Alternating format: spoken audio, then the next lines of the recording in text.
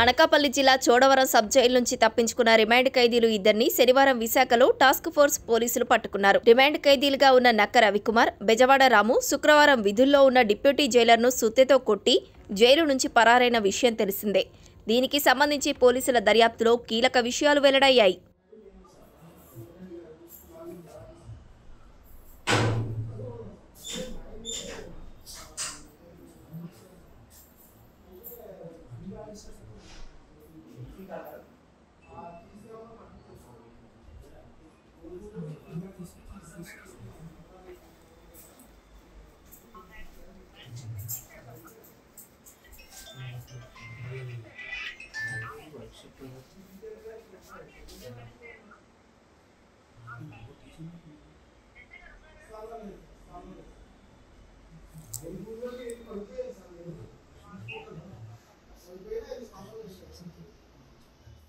Jail నుంచి పారిపోయిన ఖైదీలను పట్టుకోవడానికి అనకాపల్లి జిల్లా పోలీసులు ప్రత్యేక బృందాలను రంగంలోకి దింపారు. అలాగే Visakhapatnam police commissioner Shankhabrata Bagchi task force పోలీసుల ఆధ్వర్యంలో 4 ప్రత్యేక బృందాలను ఏర్పాటు చేశారు.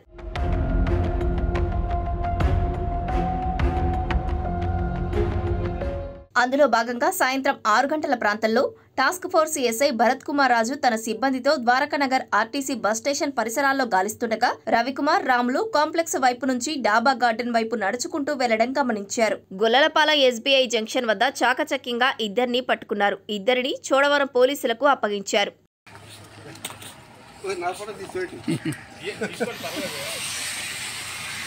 అయితే ప్రాథమిక విచారణలో పోలీసులకు కీలక విషయాలు తెలిసాయి. ఇటీవల జైలుకు రిమాండ్ ఖైదీగా వచ్చిన ఏకస్వామి అనే వ్యక్తి నిందితులు తప్పించుకుని వెళ్లడానికి సాయం చేసినట్టు వెల్లడైంది. అలాగే రవికుమార్, బెజవాడ రాములకు ఇప్పటికే బెయిల్ వచ్చింది. కానీ వాళ్లకు ష్యూరిటీ ఇవ్వడానికి ఎవరూ ముందుకు రాలేదు. దీంతో ఏకస్వామి, మీరు ఇక బయటకు వెళ్లలేరని, మీరు జైలు నుంచి బయటపడాలంటే జైలు గోడలను బద్దలు కొట్టక తప్పదని వారిని రెచ్చగొట్టినట్టు పోలీసుల విచారణలో నిందితులు తెలిపారు. అలాగే హెడ్ వార్డెన్ పై కూడా నిందితులు ఎప్పటి నుంచో కక్షగట్టారని, ఆయనపై కూడా అటాక్ చేయాలని భావించినట్టు పోలీసుల విచారణలో తెలిసిందే.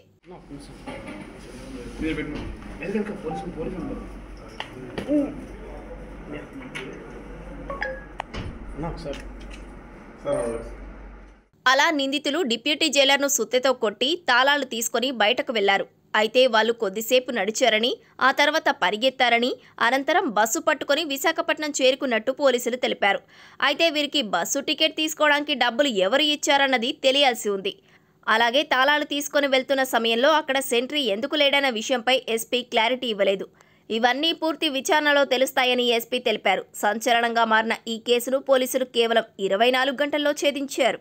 మొన్న మన చోడవరం సబ్ జైల్ అనకాపల్లి జిల్లాలో ఒక జైల్ బ్రేక్ మనకి రిపోర్ట్ అయింది. 5th తారీఖున 4 PM రెండు రిమాండ్ ప్రిజనర్స్, ఇద్దరు, ఒక నక్క రవికుమార్ అండ్ సెకండ్ బెజవాడ రాము, వాళ్ళు చోడవరం సబ్ జైల్ నుంచి పాడుకోవడానికి ఒక ప్లాన్ చేసుకున్నాడు. అందులో హెడ్ వార్డెన్ వత్స వీరరాజుకి ఐరన్ హ్యామర్తో తల మీద కొట్టేసి కీస్ తీసుకుని మెయిన్ గేట్ ఓపెన్ చేసేసి అక్కడ నుంచి వెళ్ళిపోయారు. అదే ఇన్ఫర్మేషన్ వచ్చిన తర్వాత మన అనకాపల్లి డిస్ట్రిక్ట్ పోలీసు వెంటనే రియాక్ట్ అయ్యి అక్కడ సీన్ విజిట్ చేయడం జరిగింది. నేను కూడా పర్సనల్గానే విజిట్ చేశాము. అక్కడ మన సీసీటీవీ కెమెరా చూసుకుంటే ఇది అన్నీ మనకి బయటకి తెలిసింది. తర్వాత మనం మల్టిపుల్ టీమ్స్ ఫామ్ చేసి నియర్ బై డిస్ట్రిక్ట్స్కి కూడా ఇన్ఫార్మ్ చేయడం జరిగింది. రేడియో మెసేజెస్ కూడా త్వరగానే ఫ్లాష్ చేయడం జరిగింది. At the same time CCTV cameras కూడా వెరిఫై చేసి మనం 1 by 1 వాళ్ళకి మూవ్మెంట్ ట్రాక్ చేయడం జరిగింది. నిన్న సాయంత్రం 6 PM Visakhapatnam task force under the able guidance of CP Visakhapatnam sir ఇద్దరు అక్యూజ్ని Gollalapalem junction SBI area Visakhapatnam city ఏరియాలోనే పట్టుకోవడం జరిగింది. మనకి ఇన్ఫర్మేషన్ వచ్చిన తర్వాత Chodavaram CI along with their team immediately Visakhapatnam సిటీకి వెళ్ళిన తర్వాత వాళ్ళ కస్టడీలోనే తీసుకుని చోడవరం పోలీస్ స్టేషన్కి తీసుకువచ్చారు. వాళ్ళు కన్ఫెషన్ ఆన్ ఇంటరగేషన్లో మనకి మొత్తం ప్లాన్ ఆఫ్ యాక్షన్ అండ్ ఎలా ప్లానింగ్ చేసుకున్నారు అది తెలిసింది. ఇందులో ముఖ్యంగా ఏమంటే ఇంకా ఒక రిమాండ్ ప్రిజనర్ చోడవరం సబ్ జైల్లోనే ఉన్నారు. అతని పేరు ఏకా స్వామి. రీసెంట్గానే రావికామతం పోలీస్ స్టేషన్లో 307 కేసులోనే ముద్దయి. అతనే ముఖ్యంగా ఈ A1 and A2 Ravikumar and Bezawada రాముకి ఇన్స్టిగేట్ చేసి వాళ్ళకి ఎటువంటి షూరిటీస్ రావు, jail break is the only option అది చెప్పేసి ఇది ప్లాన్ అన్నీ ప్రిపేర్ చేసుకున్నారు. బికాస్ ఆఫ్ దట్ ఇది అన్నీ చేయడం జరిగింది. Main reason for their escape ఏమంటే మన 3 రీజన్స్ మనకి బయటకు తెలిసింది in preliminary enquiry. Number 1, A1 and A2కి బెయిల్ వచ్చిన తర్వాత కూడా వాళ్ళు షూరిటీస్ అరేంజ్ చేయలేకపోయారు. So their chances of getting bail was very less. Second, ఈ హెడ్ వార్డెన్ మీద కూడా వాళ్ళకి కొద్దిగా పర్సనల్ గ్రడ్జెస్ ఉన్నాయి, దాని మీద కూడా ఇది ప్లాన్ చేయడం జరిగింది. అట్ ద సేమ్ టైమ్ ఇది అక్యూజ్ నెంబర్ 3 ఏకా స్వామి, అతనికి ఇన్స్టిగేషన్ మీద కూడా ఇది చేయడం జరిగింది. ఈ ఎక్కడ నుంచి పారిపోయిన తర్వాత వాళ్ళు నడిచి పరిగెత్తి కొత్తూరు జంక్షన్, శివాలయం ఆర్చ్, పిఎస్ పాలెం రూట్ నుంచి ఒకటి బస్ తీసుకుని విశాఖపట్నం సిటీకి వచ్చారు. అప్పుడు మనకి ఫర్దర్ ఎంక్వైరీలో వాళ్ళు గొల్లలపాలెం జంక్షన్లో దొరికారు. So in this entire episode both accused plus instigator మనం ఐడెంటిఫై చేయడం జరిగింది, వాళ్ళకి పట్టుకోవడం జరిగింది.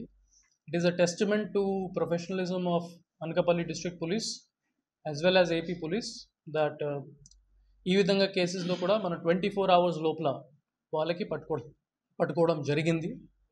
ఇందులో ఎటువంటి negligence by sub jail staff or authorities ఏదైనా ఉంటే దానికి సంబంధించి ఒక ఇంటర్నల్ ఎంక్వైరీ కూడా జరుగుతూ ఉన్నాయి.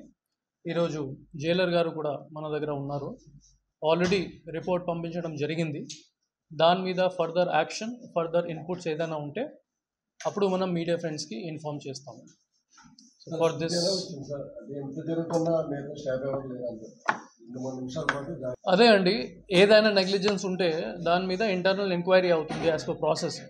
సో అది జైల్ డిపార్ట్మెంట్ వాళ్ళు ఇంటర్నల్ ఎంక్వైరీ చేసుకుని ఇమీడియట్లీ డిఐజీ ఆఫీస్కి పంపిస్తారు. దాని మీద ఫర్దర్ ఎంక్వైరీ చేసి ఏదైనా యాక్షన్ తీసుకోవాలి, డిపార్ట్మెంటల్ యాక్షన్ తీసుకోవాలి. విదిన్ 1 or 2 days మనకి బయట తెలుస్తుంది, అప్పుడు మనం మీడియాకి ఇన్ఫార్మ్ చేస్తాం. ఎగ్జాక్ట్ నెగ్లిజెన్స్ ఎలా జరిగింది, ఏం జరిగింది, what we should do to ensure that similar incidents does not happen any time else, దాని మీద కూడా మనం ఆలోచించాలి.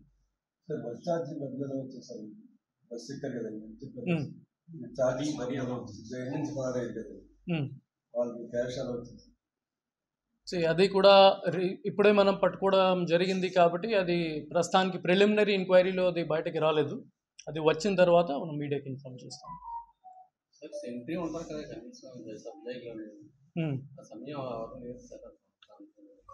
సీసీటీవీ కెమెరాలో మనకి ఎటువంటి సంతరి నియర్ ద గేట్ కనిపించలేదు. సో అది కూడా నెగ్లిజెన్స్ ఉంటుంది, అది కూడా మన డిసిప్లినరీ యాక్షన్లోనే.